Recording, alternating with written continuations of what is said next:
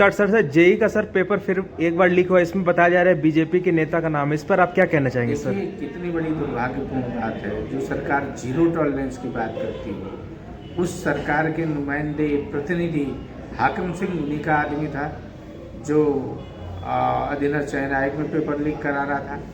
आज लोक सेवा आयोग में उन्हीं का आदमी सामने आया है। भाजपा को अपनी शपथ करनी चाहिए। इसमें छोटा खेल नहीं है, बड़ा खेल है। ये तो छोटे प्यादे हैं, इनको तो बलि का बकरा बनाया जा रहा है। इसमें किसी न किसी बड़े नेता का हाथ होगा भाजपा के। इसलिए हम ये मांग कर रहे थे इसकी सीबीआई की जांच करिए, और सरकार सीबीआई की जांच करने से कतरा रही है, पीछे हट रही है, मुकर रही है। सरकार की हिम्मत नहीं हो रही किसी जांच करे। अगर इसकी सीबीआई की जांच हो जाए तो कल देखेगा दूध का दूध पानी का पानी हो जाएगा, और भारतीय जनता पार्टी के बड़े नेता इसमें संलिप्त होंगे, सरकार के प्रतिनिधि, और तो और इसमें मंत्री या पूर्व मंत्री भी इसमें सम्मिलित हो सकते हैं। ये जब सरकार बनती है तो कहती है कि भ्रष्टाचार मुक्त सरकार, लेकिन जब से ये सरकार आई भ्रष्टाचार लिप्त सरकार बन गई है। जितने घोटाले आ रहे हैं उनमें सारे बीजेपी के ही नेता पकड़े जा रहे हैं, जितने पेपर लीक हो रहे हैं उनमें बीजेपी के ही नेता पकड़े जा रहे हैं। लेकिन छोटे लोगों को पकड़ा जा रहा है। जब तक बड़ी मछलियों को पकड़ा नहीं जाता, जड़ में जब तक आप नहीं पहुंचेंगे, तब तक इन घोटालों को कभी भी स्पष्ट रूप से जो है उजागर नहीं होता। में बीजेपी के नेताओं का हाथ है।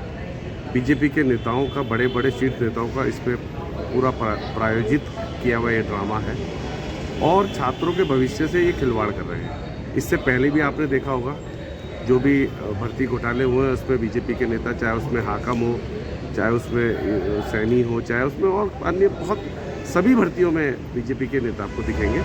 और उसके बाद सरकार जो है इनको बचाने में और संरक्षण देने में जो है अपना पूरा समर्थन देती है। और अब ये समय आ गया है कि युवाओं को जाग जाना चाहिए, इनके खिलाफ जो है युवाओं को आंदोलन करना चाहिए। कल भी काफ़ी युवाओं ने आंदोलन किया है, और फिर इतवार को भी अब काफ़ी युवा जो हैं यहाँ पे खड़े हो रहे हैं प्रदर्शन के लिए गांधी पार्क में।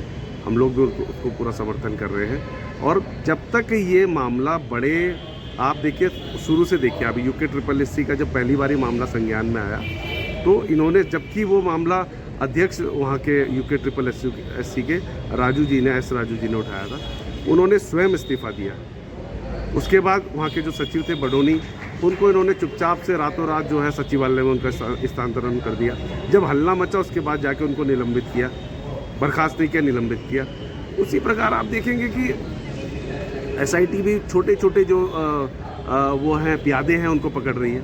अगर ये पहले ही भर्ती घोटाले में अगर CBI इंक्वायरी हो जाती और बड़े लोगों तक इसकी आंच पहुंच जाती, जो इनके मेन जहां से ये सूत्रधार हैं, तो आज ये नौबत। वर्तमान सरकार है उनकी कोई सोच ही नहीं कि उत्तराखंड की भविष्य के बारे में वो चिंतन करें। वो कोई चिंता नहीं करते, कोई चिंता नहीं है, क्योंकि अगर इस प्रकार की चिंताएं होती तो वो हर किसी को पकड़े कि ये भर्ती घोटाले में है।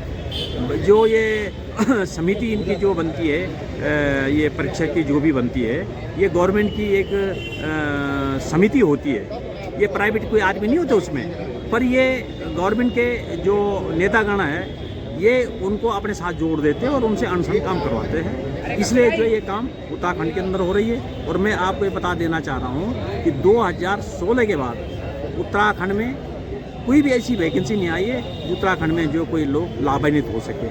आपको मालूम होगा कि पिछले साल जो है PCS की भर्तियाँ आई थी, ये तब आई थी कि जब 2022 में ये संदेश था कि कांग्रेस की सरकार बन रही है, इसलिए भारतीय जनता पार्टी अपने सर की बल्ला टाल रहे थे।